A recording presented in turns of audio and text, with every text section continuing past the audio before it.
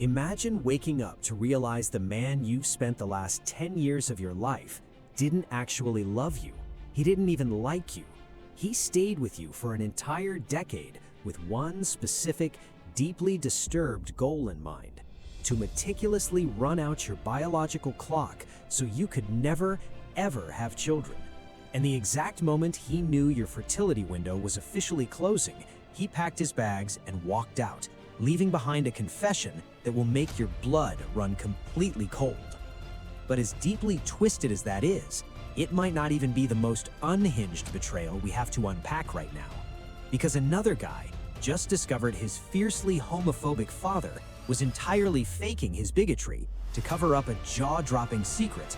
He's actually been sleeping with his own son's ex-boyfriend. And if that's not enough to make you question the people living under your own roof, wait until you hear from the person who just uncovered a hidden box in their childhood home. A box with evidence strongly pointing to their quiet, suburban father being an active, undiscovered serial killer. These are the darkest, most twisted confessions ever buried on the internet. But wait until you hear the final detail of how that 10-year fertility trap actually ended. We are starting with a post titled, "My Fiercely Homophobic Father is Sleeping with My Ex-Boyfriend." Just let that title sink in for a second, because the reality of this betrayal goes so deeply into the psychological abyss, it is genuinely hard to stomach. For 24 years, OP lived in the shadow of a man who made it his life's absolute mission to violently reject his own son. OP's father wasn't just casually prejudiced, he was the kind of militant, aggressively vocal homophobe who made every single family gathering a psychological war zone. When OP officially came out at 18, his dad didn't just kick him out, he completely erased him. He took down all the family photos, told the neighbors his son had passed away, and refused to speak a single word to him for 6 agonizing years. During that brutal period of absolute estrangement, OP met his ex-boyfriend. Let's call him Alex. Alex was OP's entire world. When OP would physically collapse, crying himself to sleep over the sickening rejection of his family, Alex was the one holding him. Alex was the one whispering that he didn't need a father who couldn't love him for who he was. Alex wiped the tears, paid for the trauma therapy, and became OP's chosen family. But after 3 intense years together, Alex abruptly ended things. He offered no real closure, just a vague, cowardly excuse about falling out of love and needing space. It devastated OP, but he slowly put the pieces of his life back together, moving on without his toxic family and without his former soulmate. Fast forward to last week, OP's mother, who had secretly stayed in touch with him behind his father's back, suffered a medical emergency and ended up in the hospital. Panicked, OP rushed to his childhood home to grab her insurance documents from the family desktop. But when he jiggled the mouse to wake the monitor, a messaging app was left wide open on the screen. He didn't mean to snoop, but his eyes immediately locked onto a highly explicit, undeniably intimate photo. The person in the photo was Alex. OP's heart dropped into his stomach. He frantically scrolled up, his hands physically shaking, reading through hundreds and hundreds of messages. They weren't just hooking up, they were entirely in love. His fiercely, terrifyingly homophobic father was calling OP's ex-boyfriend baby, planning secret weekend hotel getaways, and talking about how much he missed his touch. The hypocrisy was sickening. The man who had essentially held a fake funeral for his living son because he was gay was currently having a passionate, underground romance with the very man who had helped OP survive that exact trauma. But as OP dug deeper into the chat logs, the sheer horror of the situation morphed into something entirely different. He started checking the timestamps. The dates on the messages didn't just go back a few months, they went back years. They went back before Alex and OP even met. In fact, they went back before Alex and OP even met.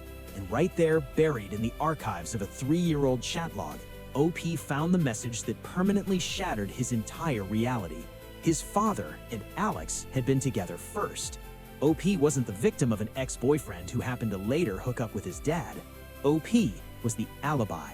Alex had intentionally targeted OP, faking an entire 3-year romantic relationship just so he would have a legitimate, unquestioned excuse to be inside that house, sleeping in the next room. keeping his proximity to OP's father without ever arousing the mother's suspicion. Every single tear Alex wiped away, every therapy session he funded, it was all a performance, a calculated, sickeningly brilliant cover-up. OP was literally a human shield. He didn't just walk away from that computer, he hit forward. He sent the entire, unedited 3-year archive to his mother's iPad, the family group chat, and his dad's extremely conservative community board. He detonated their entire hidden world before his mother even woke up from her surgery. If you think you actually know the people you share DNA with, our next post is going to make you want to rip up the floorboards of your childhood home. We are moving to a post simply titled, "I just found a locked box in the attic. I think my boring suburban dad is a prolific serial killer." OP's father is a retired accountant. He's the guy who mows the lawn at 8 a.m. on a Saturday. He never raised his voice, never got a speeding ticket, and never showed a shred of violent behavior. But last month, OP's dad had to be moved into an assisted living facility for early-stage dementia. OP was left with the grueling task of cleaning out his childhood home to prep it for a sale. Deep in the corner of the dusty, unfinished attic, shoved behind a wall of Christmas decorations, OP found a heavy, rusted metal lockbox. OP assumed it was just old tax returns, or maybe some forgotten family heirlooms. He grabbed a crowbar, he popped every single tear Alex wiped away. Every therapy session he funded, it was all a performance, a calculated, sickeningly brilliant cover-up. OP was literally a human shield. He didn't just walk away from that computer, he hit forward. He sent the entire, unedited 3-year archive to his mother's iPad, the family group chat, and his dad's extremely conservative community board. He detonated their entire hidden world before his mother even woke up from her surgery. If you think you actually know the people you share DNA with, our next post is going to make you want to rip up the floorboards of your childhood home. We are moving to a post simply titled, "I just found a locked box in the attic.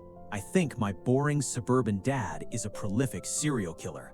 OP's father is a retired accountant. He's the guy who mows the lawn at 8 a.m. on a Saturday. He never raised his voice, never got a speeding ticket, and never showed a shred of violent behavior. But last month, OP's dad had to be moved into an assisted living facility for early-stage dementia. OP was left with the grueling task of cleaning out his childhood home to prep it for a sale. Deep in the corner of the dusty, unfinished attic, shoved behind a wall of Christmas decorations, OP found a heavy, rusted metal lockbox. OP assumed it was just old tax returns, or maybe some forgotten family heirlooms. He grabbed a crowbar, he popped the latch. There were no tax returns. Inside, nestled on a bed of yellowed newspaper, were 7 driver's licenses. They all belonged to young women. OP didn't recognize a single face, but that wasn't the detail that made OP drop the box on the attic floor. Wrapped tightly around each piece of plastic was a thick, meticulously braided lock of human hair, tied together with cheap, faded ribbon. OP's brain immediately tried to rationalize it. Maybe he was keeping them for a friend. Maybe it was some bizarre, harmless collection. Desperate for a logical explanation, OP pulled out his phone. He typed the name from the very first license into Google. The search results hit him like a physical punch to the gut. Missing person, 1994. Last seen at a gas station less than 10 miles from OP's house. Never found. His hands sweating, he typed in the second name. Missing, 1996. Vanished after leaving a local diner. Cold case. He checked the third, the fourth, the fifth. All 7 licenses belonged to local women who'd completely disappeared off the face of the earth between 1992 and 2004. OP was sitting alone in a dark attic, holding a literal graveyard in a shoebox. The quiet, boring man who taught him how to ride a bike was an apex predator who had been hiding in plain sight for decades. OP shoved the IDs in his pocket, drove straight to the assisted living facility, and walked right into his father's room. He didn't yell, he just pulled out one of the IDs and held it up. He wanted to see his father break down. He wanted denial, guilt, or terror. He got something infinitely worse. His dad's eyes locked onto the ID. The slow, deeply nostalgic smile spread across his face, and he whispered, "You found my trophies. Did you make sure to lock them back up?" OP bolted from the room and dialed 911 from the parking lot. But the police didn't just arrest his father, they tore the childhood house apart.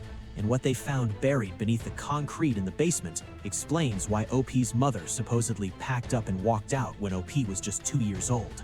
But before we get into the grim reality of what happened to OP's mom, we have to talk about the man who wasted a decade of a woman's life just to ruin her body. Because the 10-year fertility trap was built on a confession so venomous it belongs in a psychological thriller.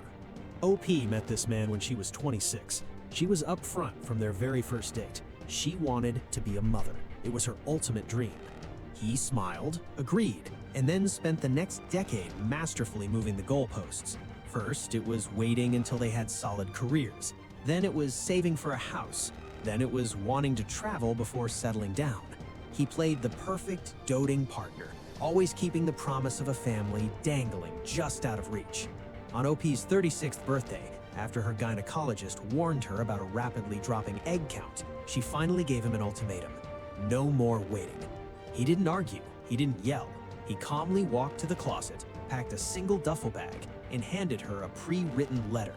The letter detailed exactly how much he secretly despised her. He admitted he never wanted a life with her, but he knew how desperately she wanted children. So he made it his mission to stay just long enough to run down her biological clock, ensuring she would be too old to start over with someone else. He wrote, "I took your best years. Now you get to die alone. I win." It was a level of pure, unadulterated sociopathy that left OP paralyzed on her living room floor. He thought he had completely destroyed her life, but here is the final, glorious detail of how that trap actually ended. Desperate, OP went to a fertility specialist. They ran extensive panels, only to discover she had an undiagnosed genetic condition. She was never going to be able to conceive naturally anyway, regardless of whether she tried at 26 or 36. But the clinic immediately entered her in a fast-tracked donor embryo program. Within 8 months of him walking out, OP was pregnant. But the absolute pinnacle of karma belongs to him. A year after leaving, he married a 22-year-old and decided he actually did want a legacy.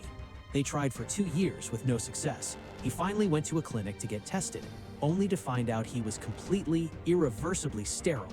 He had wasted a decade of his own life pretending to love a woman he hated just to prevent a pregnancy that was biologically impossible, only to discover he was the one shooting blanks the entire time.